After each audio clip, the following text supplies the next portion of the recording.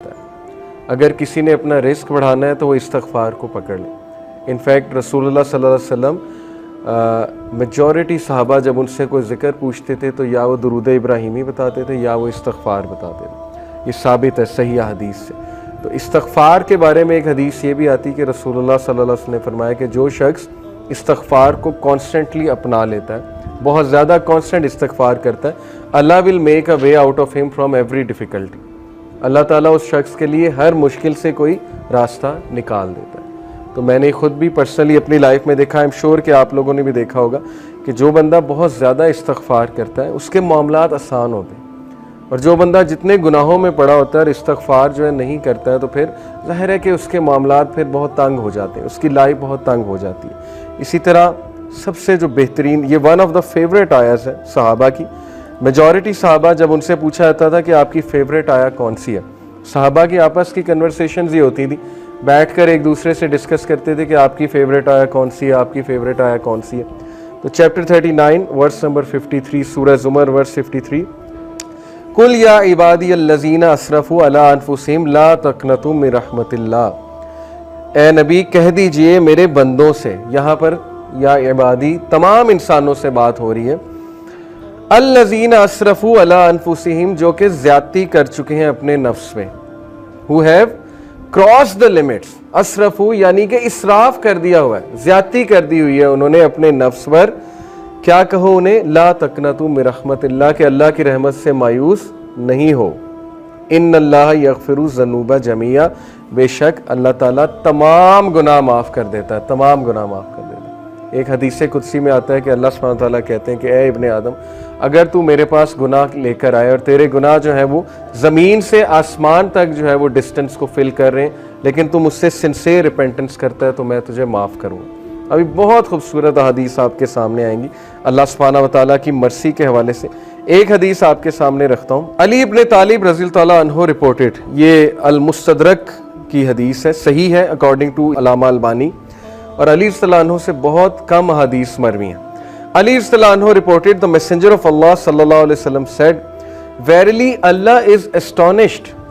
अल्लाह की एस्टोनिशमेंट ये अल्लाह का एट्रीब्यूट है, और अल्लाह कैसे एस्टोनिश होता है ये एक ज़ाहिर है कि मुतशाबिहात में से अल्लाह नोज़ बेस्ट, लेकिन अल्लाह is astonished at a servant. अल्लाह एक इंसान पर एस्टोनिश होता है when he says there is no god but you, ला इलाहा इल्ला अंता, but I have wrong my self so forgive me, for none forgive sins but you. ये एक दुआ है पूरी, ये दुआ मैं आपको पढ़ के सुनाता हूँ। ला इलाहा इल्ला अंता इन्नी कद ज़लमतु नफ्सी फ़ग़फ़िरली ज़ुनूबी इन्नहु ला यग़फ़िरु ज़ुनूबा इल्ला अंता। ये पूरी अरबी में जो है वो दुआ है। दुआ का ट्रांसलेशन क्या है, there is no god but you, I have wrong my self so forgive me, for none forgive sins but you. Allah astonish करता है ऐसे बंदे पे, और अल्लाह कहता है my servant acknowledges that he has a lord who forgives and punishes. Allah angels को कहता है, अल्लाह ताला बोलता है कि क्या मेरा बंदा ये एक्नॉलेज कर रहा है कि उसका एक रब है और वो रब जो है गुनाहों को माफ़ करता है, यानी अल्लाह को इतनी खुशी होती है। इसी से रिलेटेड एक और हदीस है कि जब एक गुनाहगारी, सही बुखारी की हदीस है, जब एक गुनाहगार शख्स अल्लाह से गुनाहों की माफ़ी मांगता है तो अल्लाह को इस तरह की खुशी होती है जैसे एक इंसान जिसका कैमल डेजर्ट में लॉस्ट हो गया था और वो अपने कैमल को ढूंढ रहा था, और उस कैमल पे सारा सामान था, उस कैमल पे पानी भी था, उसका बाकी भी दीगर सामान था, और अचानक उसे दूर से वो कैमल चला नज़र आता है तो वो खुशी में आपे से बाहर होकर जो है वो ये कहता है कि अल्लाह मैं तेरा रब हूँ और तू मेरा बंदा है। ये हदीस के अल्फाज है, यानी खुशी में इस तरह के अल्फाज कह देता है। तो अल्लाह ताला को इस लेवल की जो है वो खुशी होती है जब गुनाहगार बंदा अल्लाह से बात करता है, जब गुनाहगार बंदा अल्लाह सुब्हानहू व तआला को पुकारता है। हमें ऑन दी अदर हैंड शैतान ने जो वस्फ़ा डाला है कि तेरे तो इतने गुनाह है, तू तो इतना गुनाहगार है, तू तो इस काबिल ही नहीं कि अल्लाह तक तेरी बात पहुँचे या अल्लाह तुझे रिप्लाई करें या अल्लाह तेरी आवाज़ सुने। हदीस तो कम्प्लीटली इसके बरक्स कह रही है। हदीस तो कह रही है कि गुनाहगार बंदा जब तौबा करता है उस पर ज़्यादा खुशी होती है अल्लाह ताला में। And it perfectly make sense. मैं एक टीचर हूँ, आप में भी शायद कोई टीचर हो, जब अच्छे स्टूडेंट जो है वो ए लेते रहे, ए स्टार लेते रहे, मुझे कोई इतनी खुशी नहीं होती, मैं कोई सरप्राइज नहीं होता हूँ। लेकिन जब बैक बेंचर और एक ऐसा स्टूडेंट जिसका रिकॉर्ड ही कोई नहीं है वो अगर अच्छे नंबर ले ले तो मैं एस्टॉनिश भी होता हूँ, और जाहिर है कि मुझे दुगनी खुशी होती है, शायद इससे भी ज़्यादा खुशी होती है। तो it perfectly make sense. Okay, तो ये एस्टॉनिशमेंट के बारे में, अल्लाह की एस्टॉनिशमेंट, ये अल्लाह का एट्रीब्यूट है कि रब एस्टॉनिश होता है, और इसीलिए अल्लाह ने अपने अर्श पर लिखवाया ना कि वेरिली माई कंपैशन ओवरकम्स माई रायत, बेशक मेरी जो नरमी है या मेरा जो कंपैशन है, मेरी जो मोहब्बत है, मेरी जो मर्सी है, वो मेरे गुस्से पर हावी है, वो मेरे गज़ब पर हावी है। और ऐसा ही है, हम अपनी ज़िंदगी के मामलात देख लें, अगर अल्लाह हमें हमारे गुनाहों पे फ़ौरन पकड़ शुरू कर दे तो शायद हम में से कोई भी ज़िंदा ना बचे, तो शायद हम में से कोई भी जो है वो इस ज़मीन पर चल ना सके। लेकिन कितने चांसेस देता है, कितने चांसेस देता है अल्लाह। आप यहाँ से अंदाज़ा लगा लें कि खालिद बिन वलीद को चांस दिया अल्लाह ने, एक टाइम पे वो दुश्मन है रसूलुल्लाह सल्लल्लाहु अलैहि वसल्लम, अगले ही टाइम पे वो एक ऐसे कमांडर बने कि उनके सैफ अल्लाह का लक़ब उनको दिया गया। हालांकि ज़ाहिर है एट वन मोमेंट गुनाह कर रहे हैं, नबी के खिलाफ तलवार निकाल रहे हैं, इससे बड़ा गुनाह और क्या है।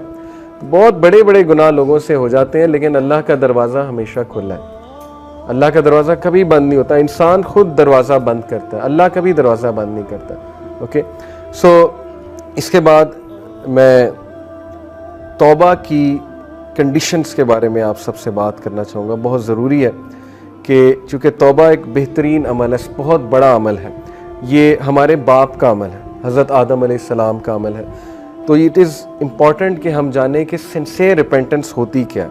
उससे पहले एक और हदीस मैं आपको सुना दूँ, सिंसियर रिपेंटेंस की इंशाल्लाह बात कर रहे हैं। सिन ड्यू टू डिज़ायर, डिज़ायर की वजह से सिन और एरोगेंस की वजह से सिन, ये दो मुख्तलिफ चीज़ें, ये समझ लें।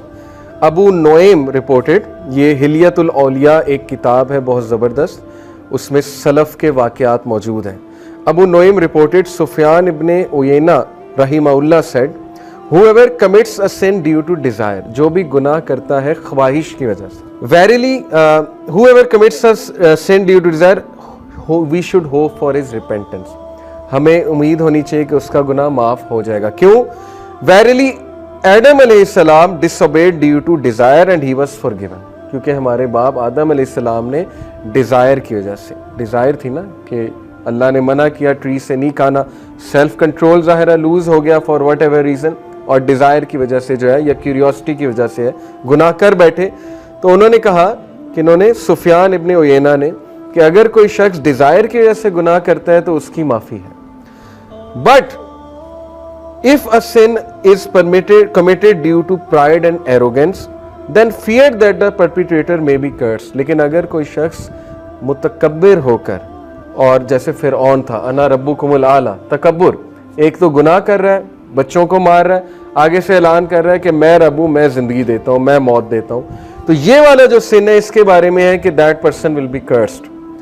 वेरिली इब्लीस disobeyed due to pride and he was cursed.